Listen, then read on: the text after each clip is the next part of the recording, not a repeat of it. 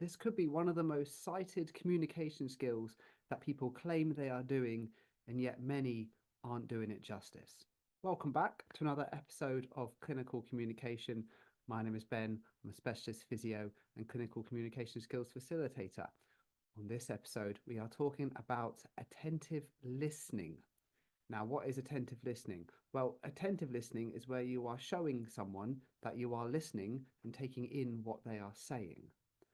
Just listening to them alone, although it's a great skill, is relatively pointless if you don't show that you've actually listened to them afterwards. There are many ways in which we can demonstrate to the person in front of us that we are interested in what they're saying and we are attentively listening and taking in the information they're giving us.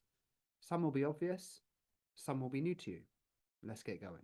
So the first skill we're going to discuss, some people call back channeling, and that's the little ums, ahs, yes noise that we make as someone's talking to us. The key thing with this is that as you're making the noise, it needs to inflect up. So you go, yeah,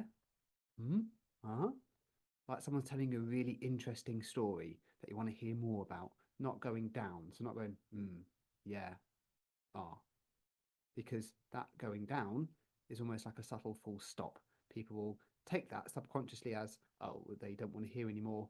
I must be telling a boring story. I'll stop talking. So these are normal noises you probably already make anyway, just as someone's telling you their story, giving you information, just a little, yeah, Those noises keeps them talking, keeps them giving you more information. Just make sure you're inflecting up as you talk about it. So the next obvious skill as part of attentive listening is eye contact. Look at someone when they're talking to you. Again, fairly human nature. We show we're attentive, we're interested in what someone's saying to us when we give them our attention with our eyes. Now, this isn't always possible in a clinic or an environment where you have to make notes. So you may have to at times look at your computer, look away at something, whatever it is, but make sure at least your body, especially your feet, are pointed towards them. They expect us to look away at times, to look at the computer, look things up, that's fine.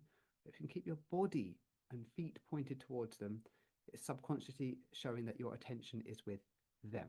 Now, those first two are fairly obvious. You probably ought to do them anyway, subconsciously. The problem is, patients, when they're thinking about things or telling stories, will often at times look away, especially if it's something quite difficult. So they may look at the floor, look up, look to the side, which means in turn they can't see you. And so they can't see you always with your eye contact or body language pointing at them. So we need additional ways to show that we're interested in what they're saying and attentive to the information that they are giving us. Therefore, to demonstrate to them that you've taken it in, you're interested in what they're saying, is to repeat back what they've said or summarize it. It doesn't have to be word for word, but a summary of what they've said, which overall describes the situation. This is important because they may not always be able to see that you are attentively listening to the information that they're giving you, especially if it's over a phone. So by repeating back what you've heard and summarizing it, it's again showing that you're interested in what they're saying and you've tried to understand their story. After this, demonstrate further that we are attentive to their story and the information they're giving us. We're going to ask further, deeper questions. This comes from the book Super Communicators by Charles Duhigg. And the idea is that if we're asking questions regarding what someone's told us, then we're more interested in what they're saying, want to know more, want further details, want to really get to know that person, try and understand where they're coming from.